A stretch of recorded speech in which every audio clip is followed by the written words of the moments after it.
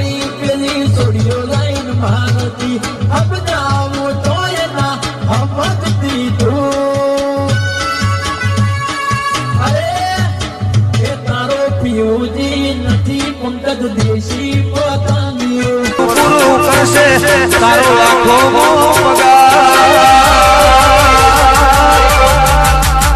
પગાર મોડું છોડી ફરવા આવી છે જ્યાં લગી સ્વાર્થ છે